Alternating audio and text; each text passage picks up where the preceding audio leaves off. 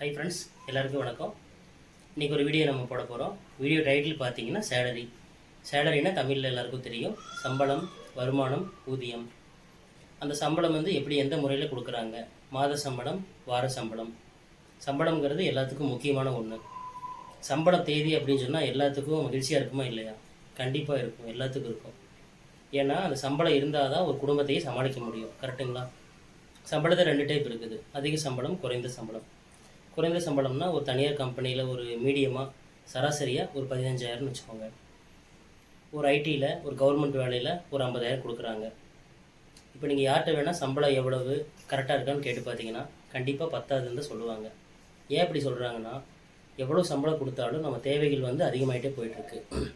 எவ்வளோ சம்பளம் கொடுத்தாலும் நமக்கு பத்தாது. 15,000 வாங்குறவங்களுக்கும் அதே தான், 50,000 1,00,000 வாங்குறவங்களுக்கும் அதே தான். இப்போ நல்ல சம்பளம், எந்த கடன் வாங்காமல் இருக்க நல்ல சம்பளம் எவ்வளவுன்னு கேட்டிங்கன்னா 2,40,000.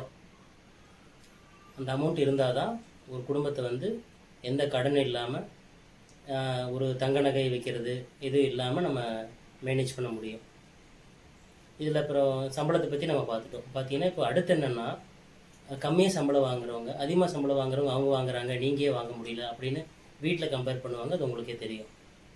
அந்த பையன் அவ்வளோ சம்பளம் வாங்குறான் அப்படின்னு சொல்லுவாங்க.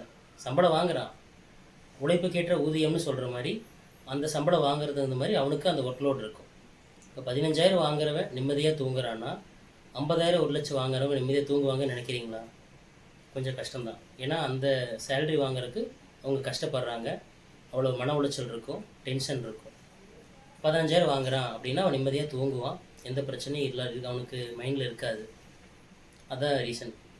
இப்போ சம்பளம்ங்கிறது பொதுவாக என்ன சொல்கிறேன்னா, இப்போ நம்ம ஒரு வாழ்க்கைக்கு தேவையான ஒரு டிக்கெட் மாதிரி, ஒரு தேட்டரில் உட்காந்து படம் பார்க்குற டிக்கெட் மாதிரி. ஸ்க்ரீன் தான் நம்ம வாழ்க்கை. நம்ம வேணுங்கிற அளவு நம்ம உழைக்க போகிறோம்.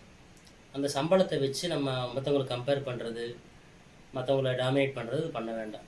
சம்பளங்கிறது அந்த ஒரு தேவைக்காக மட்டும் வாங்குறதுங்கிறத எல்லோரும் புரிஞ்சுக்கணும். அதை மட்டும்தான் அதை தெளிவுபடுத்தணுங்கிறதுக்காக ஒரு சின்ன வீடியோ. அவ்வளோதான் ஃப்ரெண்ட்ஸ். Thank you.